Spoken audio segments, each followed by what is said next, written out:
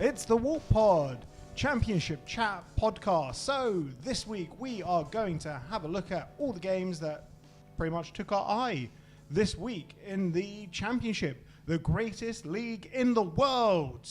Before we look into all the games that have happened this game week, with the exception of Cardiff Swansea, because that hasn't happened yet this Sunday morning. If you're watching this on our YouTube, please like this video and subscribe to our channel for more Championship content. Also, a big shout out to our audio partners, Black Star Amplification and Carry On, for keeping us sounding great. And also a big shout out to the Record Shop in Amersham. Wherever you are in England, if you collect vinyl, go check them out, because they got tons of it. Right, chaps? Shall we jump into this week in the Championship, shall we? So it started with a comfortable win for Leeds in what I was told it was a Yorkshire derby. Well, it was about time for Leeds, wasn't it? Because we all spent the very first week of Championship Chat talking about how Leeds were going to walk the league, and then they've been inconsistent at best. So they bossed that game. It was an easy win. It was expected, and now I think they'll go on a bit of a run, because they tend to wait till later in the year to bottle it. It's weird because I didn't think it was as expected as perhaps the first two games were, because they've lost like over £100 million worth of player. So they've lost Jorginho Ruta. They've lost a couple of other players as well. Like Bamford's out injured, which a lot of Leeds fans will be absolutely over the moon with, because the guy is a floppy mess. So they've got Matteo Joseph up front, who seems to got a couple of wonderful assists. Good. The first one good in particular. The Dan James put a wonderful sort of deft touch. Part of me watching it live thought that he'd absolutely ruined it when he was 3-1 on goal, and he tried to be a bit too clever, but he didn't do it. But it went in. He didn't get much lift on that, did he? He did not get much lift, but it went in. And like I say, the worry is the business that they're going to be doing moving forwards, because I think that over the weekend they've got Manor Solomon from Spurs on a 1-year deal, and he, when fit, is an exceptionally good player. When he was playing for Fulham, he was very, very good. So Leeds are going to be reinvesting. They've got a huge sponsor in Red Bull, and they're backed by the 49ers. So they'll be there or thereabouts. I have no doubt about it. Yeah, look, Red Bull Leeds, they must be powered by Red Bull, because the speed of their counterattacks were absolutely devastating. I think we tend to keep the bad jokes for the main pod, Ollie. That was quite poor, so let's save that for next week, yeah? Red Bull gives you wings and wins, actually, funnily enough, and potentially heart problems, but, you know. We won't talk about that. Right, which volley was better? There are two spectacular volleys this week, as Oxford's Mark Harris belted a beautiful looping volley from 30 yards out, and Oxford lost 2-1, but Bristol City... Now, this one I liked. Yeah. So Tanner hit an amazing volley from a corner, essentially. It was kind of Scholesy-esque, weren't it? From, the ball comes out, bam, top bins. And I thought, that was a good game, and Coventry are yet to get up and running this season. Yeah, I mean, for me, out of the two volleys, just to address the initial question, the two volleys, for me, Tanner's was slightly better. I just technique felt... was fantastic. Yeah, the technique was unbelievable. Mark Harris had is Mark Harris? Yeah. He had the time to sort of bam, chest it and then leather it. It was one of those ones as well where I've looked at it and I wonder if it just takes a slight deflection off his own player to make it loop that much. I'll take it back if it hasn't, but it looked like there was a slight deflection. So looking back at it now, but I think that Bristol City's Tanner, that was a wonderful, wonderful volley. The way that he controlled it and kept it underneath the crossbar. Coventry will be disappointed not to be sort of winning by now, but ultimately, if you're not going to win, don't lose. I thought that Casey Palmer's goal was a very, very good goal as well. Like the fact that he didn't hammer it into the top corner, but it was like a well placed sort of 3/4 power strike. It was very good. I was very impressed by that goal. And like I say, if you don't win, don't lose. Now Casey Palmer's struggled for game time since he's come to Coventry. Obviously, he's had so many injuries. He looked dangerous when we played them in the playoff final. We are Luton fans, by the way, in case the tablecloth didn't give away. And Phil's hat. Casey Palmer, he's a player I've always rated, though. Yeah, and just a quality finish, as you say, yesterday. I think, we all had Coventry there or thereabouts for our season picks, and I think they'll come good. They're going to be solid for a playoff place, I would say, looking at them this year so far. Yeah, just like us, they haven't quite clicked, but they do have that all-important points. We haven't quite clicked is a little bit of an understatement for Luton. Okay, well, at least Coventry have 3 points on the board, like they have, they're up and running. Like, I feel it will come for Luton Town eventually. We will talk about the Preston game in a bit on this podcast. Right, 2 perfect records came head-to-head as Sunderland hosted Burnley, and I think in our predictions we all went for a Burnley win. Burnley made changes. They, Sander Berger, he's not playing because obviously there's so much transfer speculation about him at the moment. But Sunderland came out on top, didn't they? 3 wins out of 3. Fair play to Reggie Labrie. Yeah, they've got their own transfer issues as well, Sunderland. I mean, they lost Jack Clark yesterday to Ipswich for about 18 million. So that doesn't sound like an issue to me. Well, no, Jack Clark's very good. Well, yeah, I get what you're saying now. So, yeah, I mean, from a Sunderland's perspective, they'll think that that's an issue because he's been fantastic for them. I think when you consider his sort of career trajectory of going from Leeds, going straight up to Tottenham, then having his health issues, to be able to come back down into the Championship, into a pretty enormous club at that level and perform the way that he has is very impressive. So, but the guy that directly replaced him yesterday was actually the goal scorer. It was a wonderful cut inside from the left to put it into the bottom right hand corner. And Burnley, you could see from their starting lineup, they've been sort of. They're getting picked off. I think the likes of Odebear has gone to Spurs. He actually started for Spurs. So yeah. So I was surprised at that. And then you've got the likes of Collie Osho, who I've spoken about before, who's highly rated. Sander Berger as well, he's rumoured to be going to Fulham, I think it might be. Wherever he's gone, the point is he wasn't playing for Burnley yesterday, and Burnley found it a real struggle. And people will find it really, really tough to go to Stadium and Light. We know what it was like when we were up there in the first leg of the semi-finals. So it's harder to come to Kenilworth Road, though. It is indeed, but not for Burnley. but yeah, like I say, Sunderland, fair play to you for taking on Burnley and getting the win. And I sort of had Burnley as a 100-pointer this year, and watching yesterday, actually, it wasn't a difficult run so they weren't clinging on for that 1-0. It was a pretty decent performance all round, and Burnley have got that huge inflated squad. Players are going to have to leave, and some of the best players are going to have to leave to make the books balance there, I think. I think they should be fine in terms of book balancing. It's just in terms of numbers. Like, you got a 25-man squad. So you've only got so many players that are under 21. Yeah, they're 34, I think. I thought it was closer to 40. It's large. It's a big squad. And to be honest, I'd prefer working with a smaller 25 to 28-man squad rather than a 40-man squad. You say that, and look at what happened to us in February last year. we had about 12 players to choose from. The thing is, we didn't have those youth players. We didn't have those under 21 players. It's not so much about having a 25-man squad. For us, the issue came last season purely because we didn't have the under 21s who were good enough to step up. And when they did get chucked in, they played like 5 minutes here, there. But yeah, ultimately, like if you have like actual season pros in the squad, I don't think Burnley have that problem. The biggest problem Burnley have is picking a 25-man squad from that massive bloated squad of 34. Well, I don't think it's fair to call our under-21s last year. I mean, some of them had to get permission from their schools to come and play for us. So they weren't necessarily under-21s, more like under-15s. I'll have you know, Christian Chigozie absolutely smashed his GCSEs. Yeah, good lad. Well done, Christian. Well done. Right, I suppose because it is Championship chat, we got to talk about Watford. They maintained, they haven't lost this season yet, unfortunately, and my cousin, who is a Watford fan, has been giving it all that. Yeah. That Watford will sabotage themselves. That is the story of the last couple of years. It will come. Let's just all wait, and then we can laugh at the right time.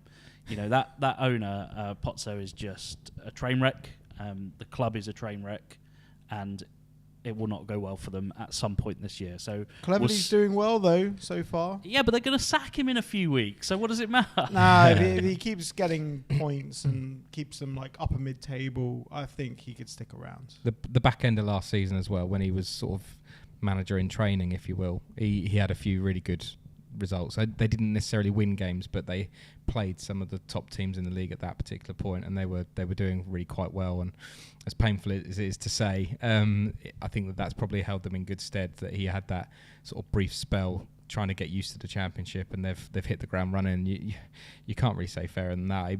There was an element of luck to the second goal, to Sissoko's goal yesterday, where it sort of fired at him, but equally he got it on target, and you can't ask for more than that. And like I say, they were 1-0 down at home, and they've turned it around. What more can you ask for? So fair play to them. Well, let's stop talking about Watford then. Okay, so Good, thanks. QPR and Plymouth, they played out a 1-1 draw. Star of the week goes to not only Wayne Rooney and Plymouth, but also the person that managed to get Adam Forshaw's name correct on the back of his shirt. Yeah, unfortunately, he's only on the pitch for half an hour, so nobody got to see it. I mean, what a moment of madness.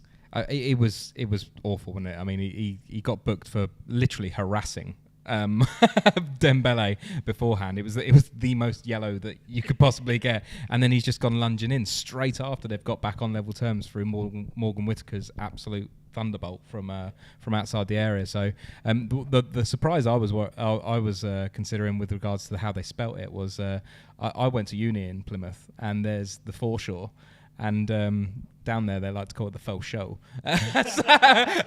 So I was surprised it wasn't FO''SHO. But no. Besides that, in all seriousness, I thought that Plymouth were pretty excellent yesterday in those circumstances, and they didn't look like conceding. It was a bit like us against Pompey the week before. I thought they looked thoroughly solid, and they'll take their point, and they'll really take that forward and in a positive way, and be 2 places above us. Just to be clear, they are. Yeah, I mean, we're sat here recording. And I don't know about you, but I'm really hoping that Swansea win so that we're not propping up the table by the end of the day. So, yeah, well, a quick one on Adam Forshaw. It was a red card. Faux show. Right. So Preston got that new manager bounce. We encountered the hecking bottom again. And this is Luton Town we're talking about. And Luton Town, all football for football's sake, but no actual penetration when it came to it. I mean, we came close. We had a couple of good chances. Their keeper made a couple of good saves. There were some last-ditch tackles. When Joe Taylor put Adebayo through, there was a last-ditch tackle to stop him there. I think if we keep playing like that, we're going to win games. Just didn't click yesterday. Let's not be too downhearted. The thing that I was the most downhearted about was our defending for their goal.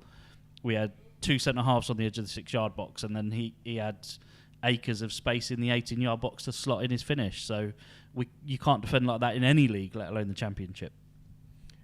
Yeah, and it's room for improvement. It really is.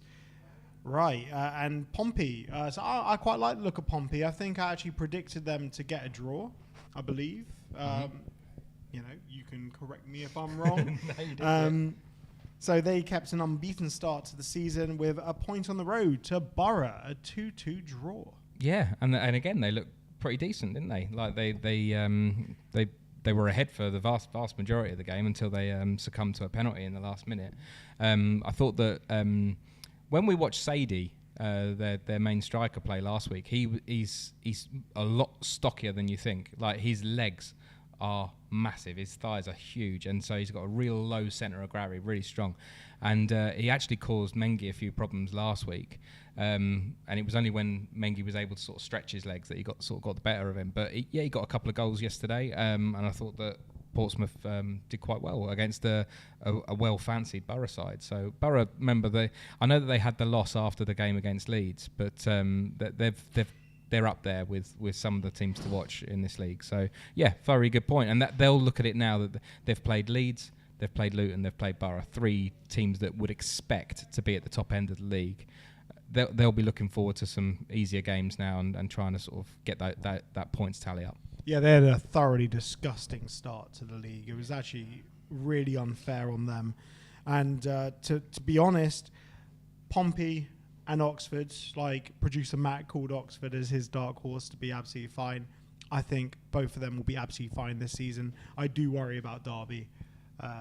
Not the least because they couldn't get anything out of yesterday's game against Watford. But ultimately, I just don't think they have enough in their team. I really don't. Paul Warne, he's a relegation specialist from the Championship. I guess we'll see what happens. But going from a sort of good performance to a meh performance, Millwall and Hull played out a lovely 0-0 draw. I guess Millwall are happy with the normality after how many goals have been going in. I think I had this as a draw on my predictions for this week, and I got it right for once. You got a feel for Millwall a bit. I mean, what have they scored? 6-7 goals this year in 1 point? That's really unlucky. To score so many goals and have a negative goal difference and only net 1 point is really unfortunate. And I think if they keep playing like they're playing, they're going to be all right. Yeah. And do you have anything to add about that? Yeah, I was just going to say it was interesting from a Luton Town's perspective. I know it's the Championship chat, but it was interesting to see a couple of ex-Hatters line up for, an ex-Hatter line up for Hull, but one that was heavily linked with us last year. So I'm keen to look at how Zambrano continues to play, and we'll keep an eye on him. Who cares about Zambrano? We got Tom Kraus now. We do. Zambrano just intrigue. Can get out of there. No one cares about him, mate. Right, and then moving on to Sheffield United and Norwich. So I had this pegged as a draw, I believe. It was a 1-1 battle of the yo-yo clubs this weekend. Sargent actually getting on the score sheet this weekend. Yeah, beautiful goal. Lovely little touch to put him through. And, that's what he does. Just score those 9 times out of 10. I thought both goals were great, but it's great to see Josh Sargent on the score sheet because I picked him as a potential top goal scorer this year. So from my point of view, great to see. Yeah, but Norwich haven't got going yet, have they? No, and what you said, Mark, is absolutely right. Like, Sargent is going to be the key for them having a successful season, and the reality of it is when he went through 1-on-1, I know it's a highlight show, so of course you're expecting a goal, but he looked so confident going through on goal, and like it would have been really easy for him to put it through the keeper's legs, but he didn't. He put it to the side of him, knowing that he wasn't going to get down that quick, and it was just a very good finish. They've just got to keep him fit. That's going to be absolutely crucial to their season. If they can keep him fit, they're in with a good shout at the playoffs. And they lost Gabriel Sara as well. Obviously a very big loss, but I guess we'll see what happens. And Rowe as well. Rowe's gone to Marseille, I think he's gone. Yeah, it's a good move for him. He looked very impressive. And Sheffield United, I just feel they haven't really clicked that much. But I feel, as I've maintained the whole time, I think Chris Wilder is the only one holding them back right now. Send him away for a sandwich. Yeah. Let's move on to a Carlos Corberán masterclass. West Brom won 3 points on the road at Stoke. Fair play, Carlos Corberán, possibly one of the best managers in the league. Yeah. Oh yeah. Absolutely. I think that he's in particular he's a playoff specialist, isn't he? He will get that team in and around the playoffs at the very least. And I thought that the second goal, I think it was Josh Maja that scored the second goal. That was a wonderful flowing move where he was sort of tucked it in from the edge of the area, but it was right in the bottom corner. So I thought that West Brom looked very decent yesterday from the highlights package that I was able to see. And yeah, like I say, when you've got a clinical finisher, as he's proven to be, I think that's 4 goals from 3 games now for Maja. They've definitely got a chance. Couple that with a very, very good Championship level manager, and I think they'll be dangerous. Yeah, if they can get out of the financial issues, then they'll be out or around the playoffs. But they've been in the financial issues for the past 2-3 years. It's bad ownership there. It is bad ownership, and the British Football League and non-league is full of bad owners. You've just got to hope for the fans that the club survives it. Yeah, and to round this out, we haven't watched Cardiff play Swansea yet today, but it'll be an interesting one. It's always feisty. Swansea definitely have the upper hand in the previous, is it South Wales? I don't really know. It's just a blob on a map, isn't it? It is South Wales, yeah. Yeah, geography was never my strong point. Yeah, I think I'm going to go with Swansea 2-1. Yeah, I think that Swansea have looked all right. Cardiff, like we've said, they're the only ones that are stopping us from being bottom of the league at the minute. So so I think I'm an honorary Swan today.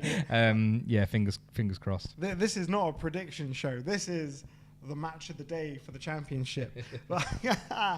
Look, who's impressed you this week in the Championship? Get your thoughts in the comments. Please, if you're watching this on YouTube, like this video, subscribe to our channel for more Championship content, and also a big thank you to our audio partners Blackstar Amplification and Carry On. And a big thank you as well to our podcast sponsors, the Record Shop in Amersham. Wherever you are in the country, it's worth a trip down to Amersham to check out their LPs and other vinyl. But this is just another week in the Championship. Thank you all for tuning in and have a great week.